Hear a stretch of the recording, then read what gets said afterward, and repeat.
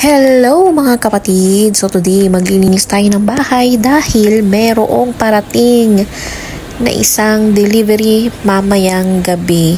So si Boss Noel kasi bumili ng sofa. Gusto niyang palitan niya yung sofa na yan na medyo antique na kasi bata pa lang daw sila meron na yung sofa na yan. So parang gusto niya nang mag-upgrade, new look sa kanyang mansion. So ayan, kailangan natin maglinis para bago natin ilagay yung bagong sofa, malinis na siya. So eto, bumili din siya ng carpet. Actually, yung carpet na binili niya, hindi ko gusto yung kulay. Parang hindi siya bagay sa bahay. So ayan, try nating ilagay. At ayan, nangulit na nga ang aking baby Evo. Napakakulit, sobrang kulit. Pinalabas ko na muna para maikabit natin at may lagay natin yung carpet. So yan, may orange na naman. So ewan ko ba kasi mahilig talaga siya sa orange. Pero yung gray kasi yung gray talaga yung gusto namin. Oh, so yan, anong ginagawa ko dyan? Pagbigyan nyo na mga ate. Lakas ang trip ni ate. Nag-yoga.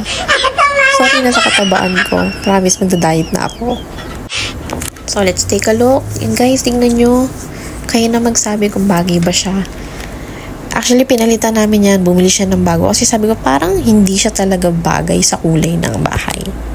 At ito na nga, ang pinakahihintay. Alam nyo ba guys, alas 12 ng gabi yan dineliver. So, takot ako kasi ako lang naman mag-isa dapat dito. So, ang ginawa ng kapatid ko, sinamahan niya ako. Talagang umabsent siya para lang samahan ako. Kasi nga baka mamaya, no? Ako lang mag-isa. Tapos yan, may nagde-deliver. Hindi natin alam ang panahon ngayon. Pero, thanks God kasi mababait naman yung mga nag-deliver and they are from Manila talaga.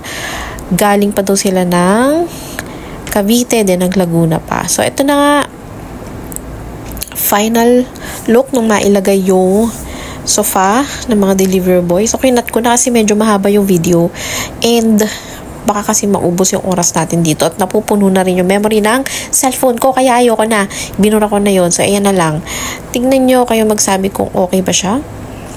Yan. Diba parang hindi bagay yung carpet, no?